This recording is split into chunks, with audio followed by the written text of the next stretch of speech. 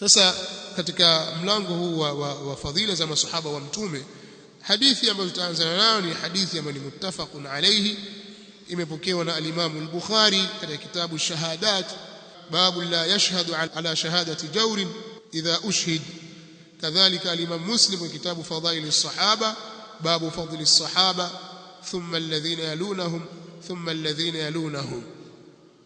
Anasema al-Imam al-Bukhari rahimahullah: حدثنا محمد بن كثير قال أخبرنا سفيان عن منصور عن إبراهيم عن عبيدة عن عبد الله رضي الله عنه عن النبي صلى الله عليه وسلم.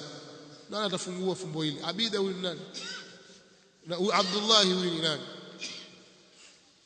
ولا يفذي ألفية وتجوه، وليفذي ألفية الإمام العراقي وتجوه mwanzo tu bali watamjua Abdullah huyu ni nani. Ukimtaja niambie kwa nini, nikutaja rahisi utataja Abdullah ni nani. Imsakuna an hukmina ala sanadi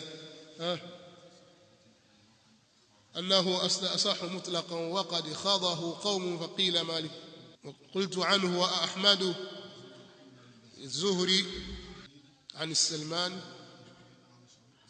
عن الشال ابن سيرين عن سلمان عنه أو الأعمش عن ذشان النخعي عن علقمة عن ابن قيس عن ابن قيس علقمة عن ابن مسعود ولما عمم. ابن مسعود عبد الله سابو سلمان متابع عبيدة بن من عن عبيدة عن عبد الله عبيدة السلماني لأنه كسودي واب عن عبد الله بن مسعود رضي الله تعالى عنه. sawa kwani Abdullah bin Mas'ud hakutajwa ni nani sababu ajua Abida kutoka Abdullah bin Mas'ud. haya ani nabii sallallahu alaihi wasallam قال kutoka kwa mtume sallallahu alaihi wasallam amesema khairun nasi qarni, watu bora zaidi ni wa karne yangu. Pia sasa bora ya watu, lakini sawa sawa watu bora zaidi ni wa karne yangu. Khairun nas, watu bora, watu walio bora kabisa. Na khair ni sigha ya tafdhil, fanya takhfifu tu ikaondoshwa hamza yake ya af'al, ilikuwa asili yake ni akhyarun nasi, watu walio bora zaidi. Karni ni wale walio karne katika karne yangu. Maana ya karne katika maana ambayo ni mustaqir katika hivi sasa, mtu akisema karne anakusudia miaka 100 ya ash-shamsiyya, yani hii miaka ya kuzingatia jua. Lakini hapo zamani ilikuwa ikizingatiwa miaka ya al-hilaliya kwa Uislamu, miaka ya mwezi muandamo, ambayo katika kila mwaka kuna upungufu wa siku kadhaa ukilinganisha mwaka ya mwezi hii miladia na hilaliya. Kuna tofauti ya miaka kadhaa, siku ngapi, kuna siku zinapungua pale. Kwa hiyo karne ina maana ya miaka 100 ya hilaliya. Lakini pia karne kuna wengine wanasema ni miaka 60, wengine wanasema karne ni miaka 40, wengine wanasema karne ni aljail, kizazi tu, ile generation, uzao huu, baba babu yake baba babu wa babu, hivyo hivyo kila watu wale, ile ni jail. Kwa hiyo inategemea na wakati. Kuna baadhi ya nyakati karne au jail inarefuka, wakati mwingine inakuwa fupi. Umefahamu? Kwa hiyo babu yake babu yako ni jail, na babu yake baba yako ni jail, ni baba yake baba ni jail, na baba yako wewe ni jail, na wewe ni jaili yako, na mtoto wako ni jaili nyingine, na mjukuu wako ni jaili, kitu hivyo hivyo. Kwa hiyo kila jaili moja ni karne, kizazi hiki kizazi hiki kizazi hiki kizazi hiki, hivyo hivyo mpaka hizi ni qurun. Kwa hiyo kizazi cha masahaba ni karne, sawa. Tabi'in karne, sawa. atba'u tabi'in ni karne nyingine, ni mmoja imefika miaka 100 au haikufika. Kwa hiyo wale waliomdiriki mtume sallallahu alaihi wasallam wakakutana naye, kwa sababu sahaba ni yule ambaye man laqiya an-nabiy sallallahu alaihi wasallam mu'minan bihi wa mata ala dhalika walau takhallalat ar-riddatu ala al-asah. Sahaba ni yule ambaye amekutana na mtume sallallahu alaihi wasallam na akawa hali ya kuwa ni mwenye kumwamini mtume sallallahu alaihi wasallam na akafa katika hali hiyo. Sasa wale wote waliokutana na mtume sallallahu alaihi wasallam, vipofu ambao hawaoni walikutana na mtume sallallahu alaihi wasallam, na wenye kuona na wengine wote, watu wazima na watoto wao, wanawake na wanaume, ambao walikutana na mtume sallallahu alaihi wasallam wakamwamini na wakafa katika hali hiyo, hao ndio maswahaba. Na wale waliokuja kuwaona wakakutana na wale waliomuona mtume sallallahu alaihi wasallam lakini hawakumuona mtume sallallahu alaihi wasallam, wamewaona watu ambao wamemuona mtume sallallahu alaihi wasallam, hiyo ni karne nyingine. Na wale ambao wamewaona waliomuona mtume sallallahu alaihi wasallam, atba'u tabi'ina, pia na hiyo ni karne. Umeelewa? Na hii ndio maana ambayo ina nguvu zaidi na ndio inofanywa kazi katika vitabu vya hadithi na vinginevyo, kwa ni kila jaili ni karne. Kwa hiyo khairun nas, watu walio bora zaidi, karni ni karne yangu mimi.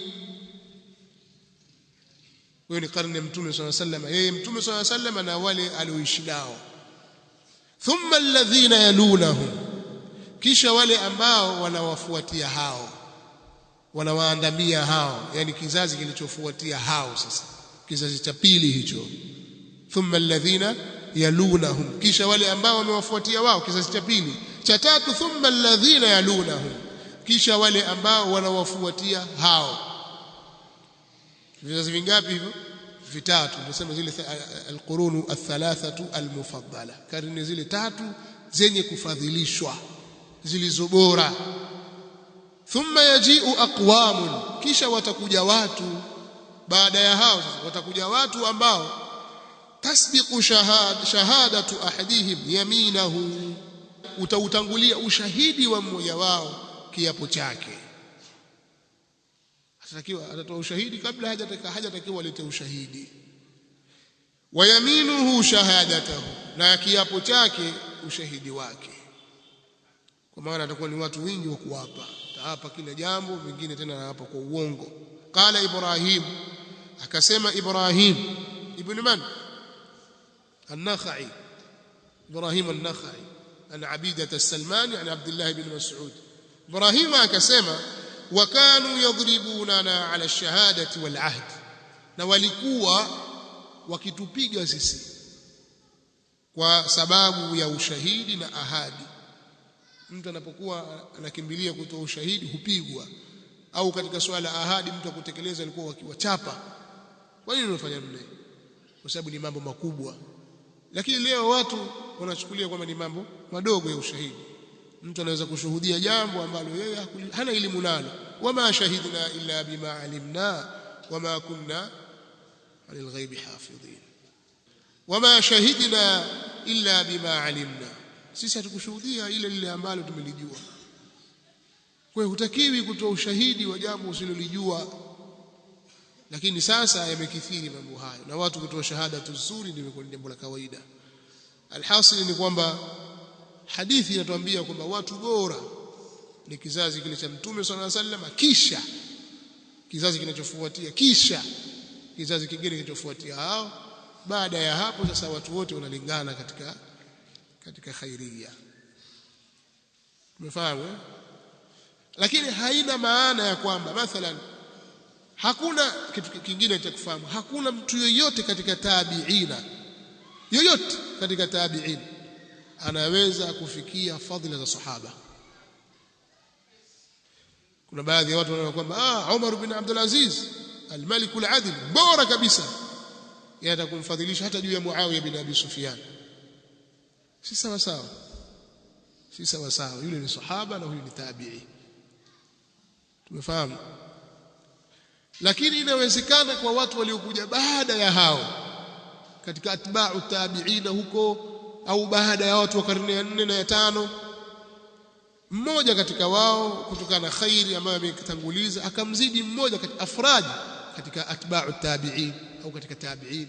Inawezekana katika fadhila fulani, katika ilmu, katika jambo fulani mmoja, lakini tunazungumzia mujtamaa sasa kamili, kizazi kamili. Hiki ni bora kuliko hiki na kizazi hiki ni bora kuliko hiki, kama vile inavyosema kwamba wanaume arrijalu qawwamuna 'ala an-nisa. Qiwama imewekwa kwa rijal na jinsu rijal afdal min jinsi an-nisa, kwa sababu alaysa adh-dhakaru kal-untha. Qur'ani inatuambia namna hiyo, lakini haina maana ahad katika wanawake, mmoja mmoja katika wanawake basi hawezi kumzidi mmoja mmoja katika wanaume. Ni nani hii leo anaweza kumfikia Aisha radhiallahu ta'ala anha au Fatima au Khadija au nani kwa ilmu na fadhila na kila kitu? Lakini wale ni wanawake.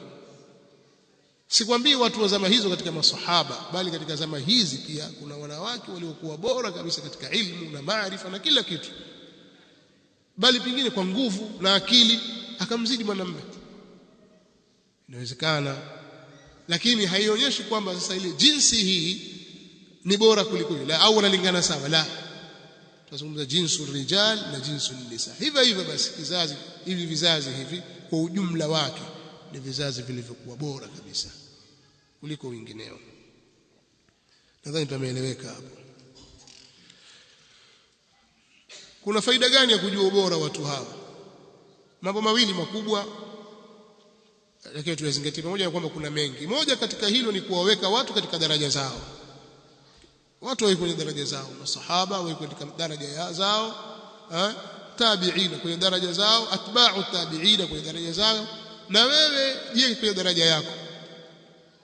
Baba yako mwe kwenye daraja yake, babu kwenye daraja yake. Usitake kujifananisha na watu ambao hujafikia katika daraja zao. Ni dhulm, kuidhulumu nafsi yako. Lakini jambo jingine katika kufahamu afdalia na khairia walikuwa nao watu hawa ni kuiga mwenendo wao. Yale ambayo yaliwafanya wakawa bora, basi na sisi tuyafanye yale yale, tuende mwenendo ule ule, kwa kuwaiga na kuwafuata wale ambao wametangulia. Na hii ni amri imekuja kwenye Qur'ani na Sunna, ni amri katika yale ambayo wamemuafiki na wamekwenda sambamba na mafunzo ya sawa sawa. Ndio maana ijma'i yao, maafikiano yao, yani maafikiano ya haki, wakiafikiana juu ya jambo hili ni halali au jambo hili ni haramu, haiwezekani wewe ukenda kinyume ukaleta tofauti kwamba hili ilikuwa haramu tu katika wakati wao lakini sasa yafaa. La,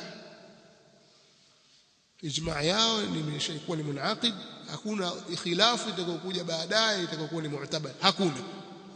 Ile jambo takiwa lifahamu. Haya ni katika mambo mawili makubwa, lakini yako mengi. Hadithi inayofuatia, mlango unaofuatia, babu fadhili Abi Bakr wa Umar wa Uthman radhiyallahu anhum. Huu ni mlango wa fadhila za Abu Bakr na Umar na Uthman radhiyallahu anhum. Hapa tumetaja wale katika makhalifa al-khulafa ar-rashidun, tumetaja watatu, na hadithi inayofuata itataja ya khalifa mmoja wa 4 peke yake ambaye ni Ali bin Abi Talib. Hapa makhalifa wale watatu. Huu ni mlango wa fadhila za Abu Bakr na Umar na Uthman radhiyallahu anhum. قال حدثني محمد بن بشار. nani alisema maneno haya? الإمام البخاري رحمه الله تعالى. حديثي يمبكي البخاري كتاب كتاب فضائل الصحابة، باب قول النبي صلى الله عليه وسلم لو كنت متخذا خليلا. حديثه من حديث نمبر 3675. أنا سمع حدثنا محمد بن بشار قال حدثنا يحيى عن سعيد عن قتادة. أبو أنس alikuwa ameandika tarajum ya rijal, alifika mpaka kujuza pili, kisha juzu ya kwanza. Angeturahisishia sana mambo haya kwa sababu ya wakati. Anna Anas ibn Malik radhiyallahu anhum hadathahum, kwamba Anas ibn Malik radhiyallahu anhum amewasimulia wao anna an-nabiy sallallahu alayhi wasallam sa'ida Uhuda, kwamba mtume sallallahu alayhi wasallam alipanda kwenye jabal Uhud. Mtume sallallahu alayhi wasallam alipanda jabal Uhud. mlima uko Madina wa Abu Bakr pamoja na Abu Bakr yani alikuwa mtume sallallahu alayhi wasallam na Abu Bakr wa Umar wa Uthman na Umar na Uthman radhiyallahu anhum farajafa bihim likawatetemesha ile jabali ule mlima ukatetemeka na wakatetemeshwa na ile jabali farajafa bihim jabali likawatetemesha wao faqal akasema mtume sallallahu alaihi wasallam uthbut uhud kwa nini uhud munada kwa sababu hili mufradul alam uhud ni mufradul alam sio اسم الجبل يكون مفرد العلم اسمنا مفرد العلم يبنى على ما يرفع به لازم افهم ndio maana kaja uthbut uhud kwa sababu ni takdiri yake uthbut ya uhud ya yani da imeondoshwa au adatu ya da imeondoshwa bwana uthbut uhud yani maana yake uthbut ya uhud mfahamu tulia au tulizana thibiti ewe mlima wa Uhud ewe Uhud tulia thibiti ewe Uhud fa inma alayka nabiyyun hakika hapana vingine juu yako yuko nabii mimi ni mtume wa Allah niko hapa juu kwa nini watetemeka wewe watutingisha tulia fa inma alayka nabiyyun hakika hapana vingine juu yako yuko nabii wasiddiqun na yuko siddiq mtume swalla sallam akamtaja kwa neno siddiq yuko siddiqun Abu Bakar uthbut uhud fa inma alayka nabiyyun wa siddiqun wa shahidan ulaika ma'a alladhina an'ama Allahu alayhim minan nabiyyin was-siddiqin wash-shuhada was-salihin wa hasuna ulaika rafiqa nilikwenda kuonyesha daraja ya watu hawa yani nabii kuna daraja ya anbiya daraja ya siddiqin daraja ya shuhada na daraja ya salihin kwa hiyo mtu atakayemtii Allah subhanahu wa ta'ala na mtume wake basi hao yuko pamoja na wale ambao amewaneemesha Allah minan nabiyyin sasa nabii yuko pale siddiq yuko pale ni daraja ya pili baada ya daraja ya utume siddiq na yuko yani mwenye kusadikisha mno mtume sallallahu alaihi wasallam Abu Bakar radhiyallahu anhu alimsadikisha mtume mahali ambapo watu wote walimkufuru watu wote akamsadikisha tena akamsadikisha kwa zaidi aliporudi kutoka Isra katika Mi'raj watu kutoka mbinguni sasa alipofika pale Makka mtu wa kwanza kukutana naye ni Abu Jahl amekaa mahali mtume sallallahu alaihi wasallam ndo amerudi usiku wake amepelekwa usiku na amesharudi katika makufari wa kwanza kujitokeza ni Abu Jahl Abu Jahl akamchokoza mtume sallallahu alaihi wasallam Muhammad una jambo jipya akamwambia ndiyo jambo gani akasema inni ursiltu laila mimi nimepelekwa usiku ila ain Abu Jahl yauliza mpaka wapi akamwambia ila Baitul Maqdis mpaka Baitul Maqdis akusema mpaka mbinguni safari iliendelea lakini alifika Baitul Maqdis kwa hiyo akaona ngoja nimtajie mpaka hapa tu akamwambia thumma asbahta baina dhahranaina kisha wewe ukapambaukiwa kati yetu yani umekwenda huko alafu usiku huo jana umekwenda alafu umerudi asubuhi kwa hapa akamwambia naam Abu Jahali akaona nikimpinga hata sema tena akamuuliza mtume sallallahu alaihi wasallam je nikukusanyie jamaa zako watu wa Maka alafu uwaambie kama ulivyoniambia maana alijua watu wote watamkadhibisha watu wote hakuna atakayekubali akamwambia naam ndio akapiga ukelele akapiga ukunga kaita enyi watu wa Maka njooni limetokea jambo kubwa watu wakusanyika wakaja walipofika pale Abu Jahl amwambia mtume sallallahu alaihi wasallam ya Muhammad hadith qaumaka bima haddathani hebu waelezee jamaa zako yale ulinielezea Ndio akawaambia inni ursiltu laila, mimi nimepelekwa jana usiku. Qalu ila ain, wakamuuliza mpaka wapi? Akasema ila Baitul Maqdis. Watu wakaanza kutasema thumma asbahta baina dhahranaina, kisha ukapambaukiwa kati yetu hii asubuhi. Sema naam. Akamwambia Muhammad, bwana siku zote unakuja na mambo madogo madogo, lakini leo hapana. Ikawa kuna wengine wanapiga minja zile na wengine wanapiga makofi, wengine wameka mikono juu ya vichwa vyao. La ilahi Muhammad sasa ametumaliza. Wakambishia pale, yani wakawa kama wanamtahariza Mtume sallallahu alaihi wasallam. Abu Bakari alikuwepo. Akaambia wewe Abu Bakari, wasemaje aliyozungumza jamaa yako? Maana leo katuletea habari nyingine mpya kabisa. Sisi tunakwenda Baitul Maqdis shahran dhahaban wa shahran iyaban, mwezi mmoja tunakwenda na mwezi wa pili tunarudi, tunatumia miezi miwili kwenda na kurudi. Yeye kaenda usiku huo. Asema Abu Bakar radhiallahu ta'ala anhu, mimi namsadikisha kwa habari ya mbali zaidi kuliko hapo. Ana usaddiquhu bi khabari as-sama, mimi namsadikisha kwa habari ya mbinguni. Akiniambia amekwenda mbinguni leo na amerudi, nitamkubalia. Kwa hiyo watu wote, kila mmoja pale, wengine walianza kuzomea, wengine wamefakaza, wakamkadhibisha Mtume sallallahu alaihi wasallam. Lakini Abu Bakar alithubutu katika hilo na akamsadikisha Mtume sallallahu alaihi wasallam. Kwa hiyo anastahili kuitwa Siddiq. Wajua kuna baadhi ya vitu mtu akivifanya katika wakati fulani, ile tadhhiya anayoifanya wewe hata uje ufanye mara 10 yake, baadaye huwezi kufikia ile, kutokana na wakati na mazingira yalivyo. Kwa hiyo kuna watu walijidhahi katika jambo hilo la dini katika wakati mgumu kabisa, na wakainusuru dini ya Allah subhanahu wa ta'ala.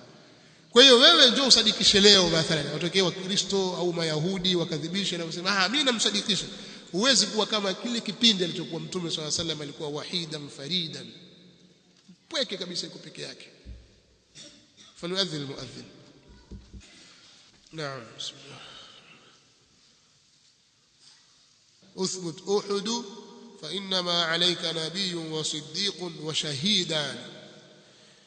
Thibiti ewe Uhud, yani tulia ewe Uhud, hakika hapana vingine, yuko juu yako nabii na siddiq na mashahidi wawili, kama tulivyoona katika daraja hizi, daraja kubwa kabisa. Wama yuti'i Allaha war rasula fa ulaika ma'a alladhina an'ama Allahu alayhim من النبيين والصديقين والشهداء والصالحين وحسن أولئك رفيقا ذلك الفضل من الله وكفى بالله عليما. yoyote atakayemtii Allah tabaraka wa taala na mtume, basi hao watakuwa pamoja na wale ambao Allah amewaneemesha juu yao, ambao ni mitume na wenye kusadikisha mno na mashahidi na watu wema na uzuri.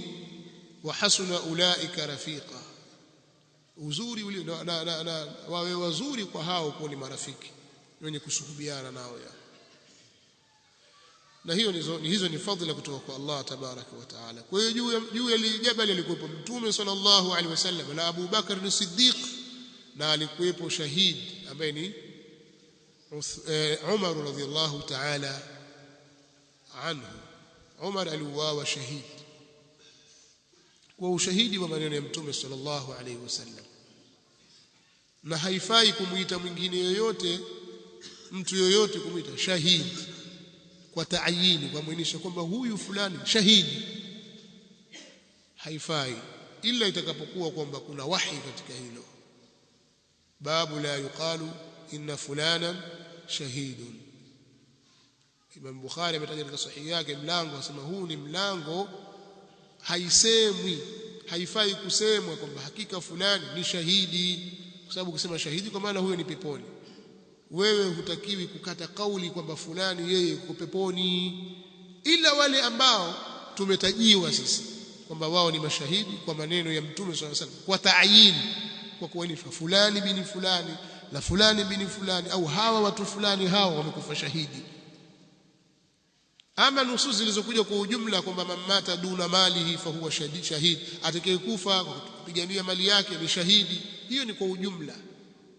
Lakini hutafaa kumhusisha fulani huyu, maadamu alikuwa anatetea mali yake basi huyu ni shahidi, la, mpaka upate andiko la kuruhusu kufanya hivyo, na hakuna kwa sasa. Wewe utasema tunatarajia pengine atakuwa amekufa shahidi au huwa shahidi insha Allah, lazima weke taaliki pale. Kwa hiyo ni makosa wanayofanya wanaharakati wa Ikhwanul Muslimin na wengineo, wakamuita ash-shahidu sayyidu qutb, ash-shahidu sayyidu qutb, wakakata kabisa kwamba ni shahidi. Wama adraka, kuna nas ile muingiza katika hilo? Aljawabu la, ni katika akhta zao sababu ya ilmu yao, au jishughulishe na ilmu, na wengi tu ni watu wa harakati tu, huongozwa na awatif, na hao wenye elimu kwa sababu ya hawa za nafsi. Tayib, kwa hiyo Umar radhiallahu ta'ala anhu alikuwa ni shahidi kwa sababu aliuawa na Mtume sallallahu alayhi wasallam, alishuhudia hilo kwamba huyu atakufa shahidi. Umar radhiallahu anhu aliuawa mwaka wa 23 Hijiria, kwa sababu Abu Bakar radhiallahu anhu alifariki mwaka wa 13 Hijiria. Kutoka mwaka ule wa 13 khalifa akawa Umar mpaka mwaka wa 23 kwenda 24 akawa yeye ni khalifa wa Uislamu kwa miaka 10. Aliuawa na nani alimuua Umar radhiallahu ta'ala anhu? Anaitwa Abu Lu'lu' al-Majusi, ndiye alimuua Umar radhiallahu ta'ala anhu, qatalahu Allah. Kisha na Uthman naye vile vile ni ash-shahid. Uthman radhiallahu ta'ala anhu ambaye alitawala kutoka mwaka ule wa 23 mpaka kufikia mwaka wa 35 katika Dhulhijja hivi, aliuawa Uthman radhiallahu ta'ala anhu. Waliomuua ni wale thuwar, watu wanataka kuleta mapinduzi, genge la watu liliongozwa na Myahudi Abdullah ibn Saba, na kundi kubwa la watu walioshiriki katika mauaji haya walitokea sehemu za Misri, walitokea huko Misri, na wengineo katika watu wa miji mingine walishirikiana, wakaja wakamuua Uthman pale Madina faradhiyallahu ta'ala anhu wa ardah. Kwa Uthman vile vile naye akauawa shahidi, ilikuwa ni mwaka wa 35 Hijiria. Ametawala takriban miaka 12. Na katika ajabu ya mambo yalivyo, Mtume sallallahu alayhi wasallam amefariki akiwa na miaka 63, Abu Bakar alifariki akiwa na miaka 63, na Umar pia alifariki akiwa na miaka 63, na Ali radhiyallahu ta'ala anhu wa radhiyallahu an ashabi rasulillah radhiyallahu anhum kadhalika. Ali amefariki akiwa na miaka 63, ameuawa akiwa na miaka 63, ila Uthman alizidi miaka 80 na wengine wote. Haya, babu fadli Ali ibn Abi Talib radhiyallahu anhu. Huu ni mlango wa fadhila za Ali ibn Abi Talib. حدثنا قتيبة ابن سعيد قال حدثنا عبد العزيز عن أبي حازم عن سهل بن سعد رضي الله عنه أن رسول الله صلى الله عليه وسلم قال kwamba mtume wa Allah sallallahu alaihi wasallam amesema la u'tiyanna ar-rayata ghada rajulan, la u'tiyanna ar-rayata, wallahi nitampa bendera kesho, rajulan, mtu ambaye yaftahu Allahu ala yadayhi, atafungua Allah kupitia mikono yake, ataleta nusra Allah ya mikono yake. Nitampa bendera kesho mimi mtu ambaye Allah subhanahu wa ta'ala ataileta nusra kupitia mikono yake, ushindi utapatikana kupitia yeye. Qal, akasema Sahl bin Sa'd radhiyallahu anhu, fabata an-nasu yadukuna laylatahum, wakakesha watu wanazungumza katika usiku wao. Yadukun ay yakhudhuna fi kalam, ikawa watu sasa usiku ule hawalali, wanazungumzia habari ya huyo atakayepewa bendera kesho ni nani. Ayyuhum yu'taha, ni nani katika wao atakayepewa hiyo bendera. Ayyuhum, ni nani katika wao, yu'taha, atakayepewa hiyo bendera. Fabata an-nasu, wakakesha watu, yadukuna lailatahum, wanazungumza katika usiku wao. Ayyuhum yu'taha, ni nani katika wao atakayepewa hiyo bendera. Falamma asbaha an-nasu ghadaw ala rasulillahi sallallahu alayhi wasallam, wakati walipopambaukiwa watu walikwenda mapema kwa mtume sallallahu alayhi wasallam. Wale waliroka asubuhi, kila mmoja akaenda pale mapema kabisa. Kulluhum yarju an yutaha, kila mmoja katika wao au wote. Kulluhum, lakini tafsiri kila mmoja ni sawa. Kulluhum, wote, kila mmoja katika wao, yarju an yutaha, anataraji kupewa hiyo bendera. Kila mmoja anaona kwamba nitapewa mimi, natarajia labda ni mimi. Faqala aina Ali ibn Abi Talib, Mtume sallallahu alayhi wasallam akauliza pale akasema, yuko wapi Ali ibn Abi Talib? Faqalu yashtaki aynayhi ya Rasulullah, wakasema anashtakia, anauguza macho yake, ewe Mtume wa Allah. Yani anayeshtakia, anaumwa macho. Qala fa arsilu ilayhi, akasema mpelekeni mjumbe kwake. Fatuni bihi, muniletee, aje naye hapa. Fa arsilu ilayhi, pelekeni mjumbe kwake. Fatuni bihi, mniletee huyo Ali. Falamma jaa, wakati alipokuja Ali, basaqa fi aynayhi, akamtemea mate katika macho yake. Mtume sallallahu alayhi wasallam akamtemea mate katika macho yake Ali bin Abi Talib. Wadaa lahu, na akamuombea yeye, akamuombea dua nzuri, dua ya khairi. Wadaa lahu, na akamuombea yeye. Fabaraa, akapona. Hatta kaan lam yakun bihi waja'un, mpaka akawa kana kwamba hakuwa na maradhi yoyote. Hatta kaan lam yakun bihi waja'un, mpaka akawa kana kwamba hakuwa na maumivu yoyote au maradhi yoyote, akapona, akawa mzima kabisa pale pale. Fa'atahu ar-raya, akampa ile bendera, shika bendera hii. Faqala Ali, akasema Ali radhiyallahu anhu kumwambia Mtume sallallahu alayhi wasallam, ya Rasulullah, ewe Mtume wa Allah, uqatiluhum hatta yakunu mithlana, je, nipigane na wao mpaka wawe mfano wetu, yani wawe kama sisi. Uqatiluhum, nipigane na wao. Adatu istifham mahdhuf, ay hal uqatiluhum, je, nipigane na wao.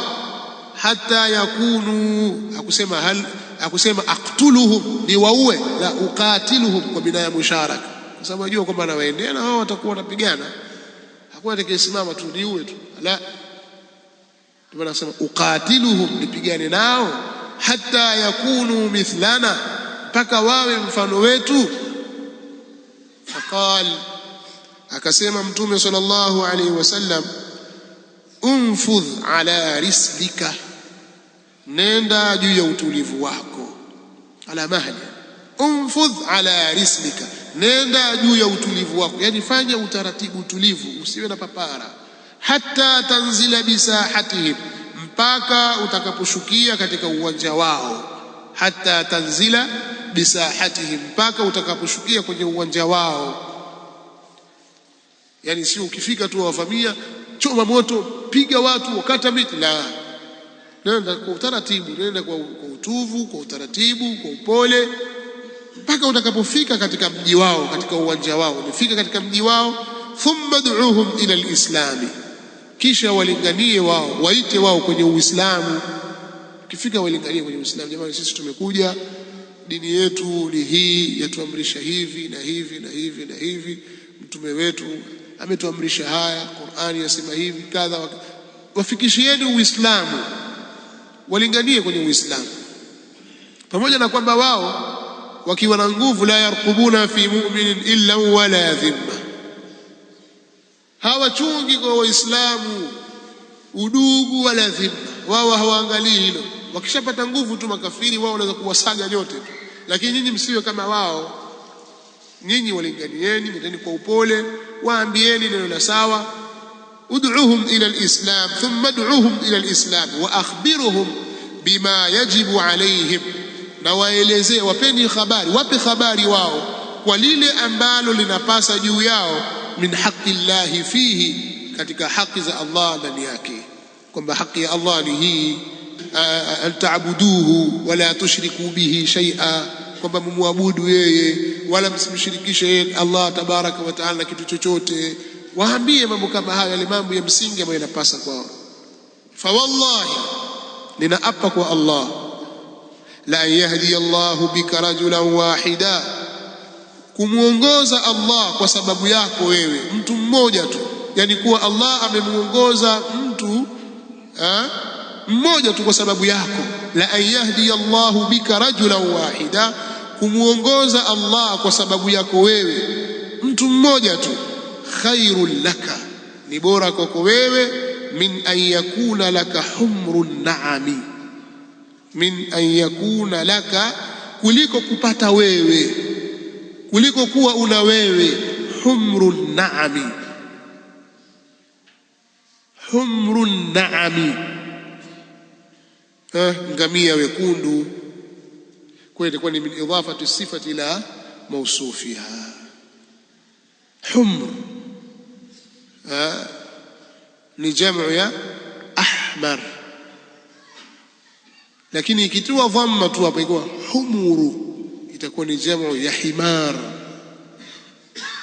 jamu ya himar. Kwa ukisema humurun na'ami, punda wa ngamia, hakuna Kiarabu hicho. Humuru an-na'ami, punda wa ngamia, hakuna hiyo, ni humrun na'ami kwa sukuni ya mim, kwa sababu humru ni jamu ya ahmar. Sawa, kwa hiyo lifahamike. Kwa hiyo unaonyesha fadhila ya da'wa kabla hujawafikia watu na kutaka kuwapiga, na da'wa na kuwalingania ni jambo bora zaidi. Wakiongoka watu hawa kwa kupitia ule ulinganizi wako, wakaukubali Uislamu wa sawa kabisa, jambo hilo ni bora kabisa.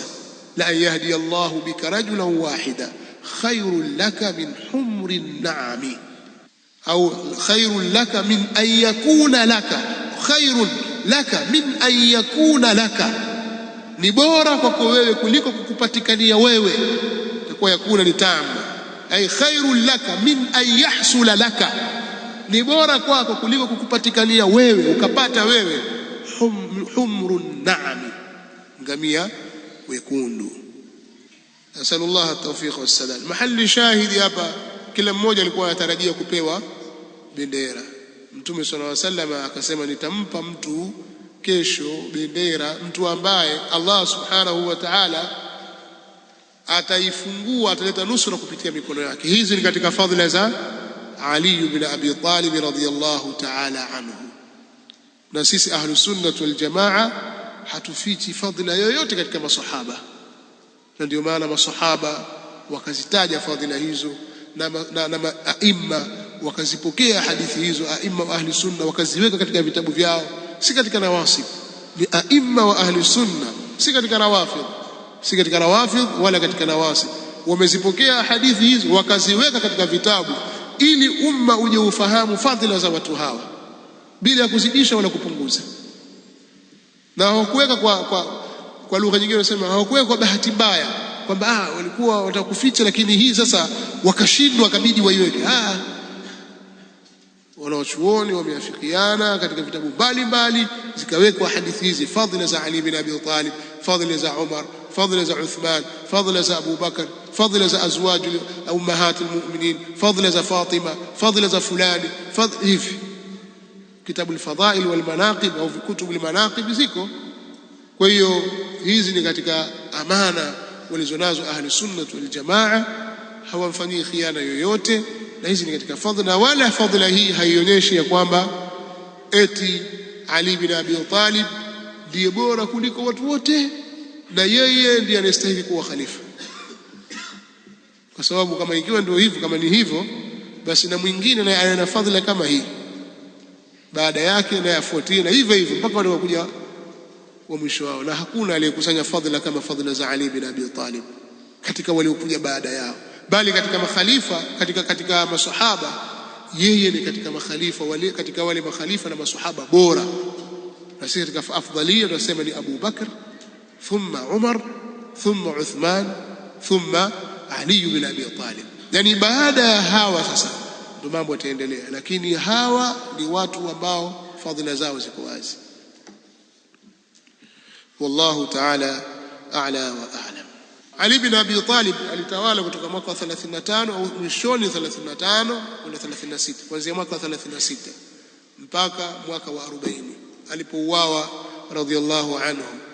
Aliyemuua Ali bin Abi Talib anaitwa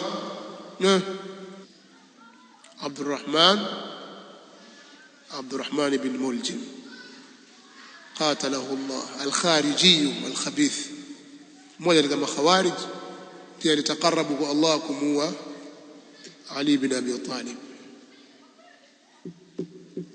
Kwa aliuawa mwaka wa 40, pakaingia maneno na vita kidogo, alafu baadaye jambo likatulia mpaka kufika mwaka wa 41 ule Hasan ibn Ali bin Abi Talib sayyidu shababi ahli aljanna akatanazal mwaka ule wa 41, madaraka na uongozi na ukhalifa ukaenda kwa Muawiya radhiyallahu ta'ala anhu. Jambo likatulizana, ukaitwa mwaka wa jamaa, waislamu wote wakawa kitu kimoja. Natosha. Subhanakallahumma bihamdika wa ashhadu an la ilaha illa anta astaghfiruka wa atubu